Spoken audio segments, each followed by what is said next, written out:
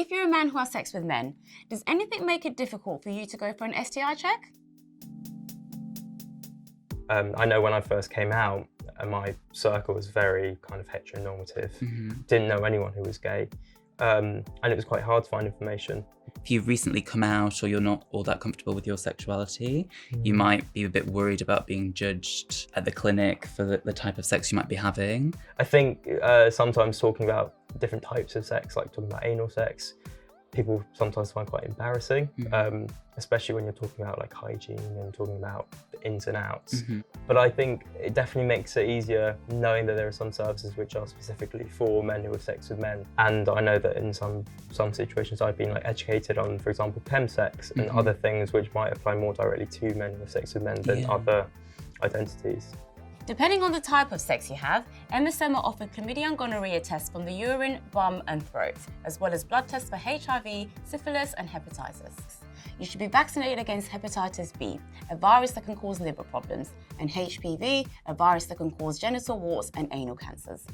Have you had much experience with going to clinics? Yeah, go and get a checkup quite regularly, especially when starting with a new partner. Did you know that there were sort of extra bits to sorting out your sexual health? I know there are some vaccines which we can get, and it's more important to get blood tests because I know bloodborne viruses are more easily spread. You could also get a finger prick test, so a bit of blood from the end of the finger to test for HIV, and that could give you a result straight away.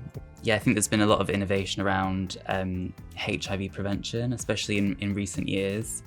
So things like PrEP, which is a pill a day that somebody who's HIV negative would take, and it prevents them from getting HIV. Men who have sex with men have a higher risk of acquiring HIV, so you should talk to your local clinic about ways to keep yourself safe, such as condom use, PEP and PrEP.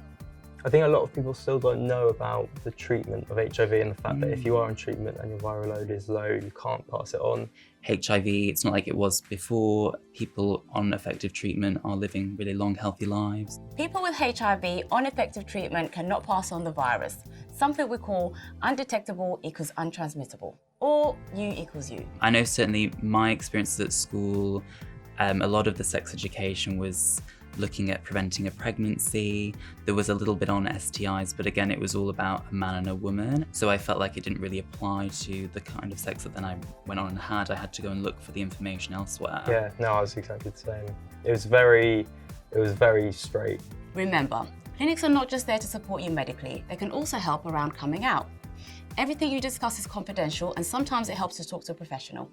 I know for young people as well, all around the country, there are different like LGBTQ+ youth groups. Stonewall have got, you can search with using your postcode and it comes up with local youth groups as well that register with them. And there's also like certain YouTube campaigns like It Gets Better, which is people sharing their coming out stories, for example.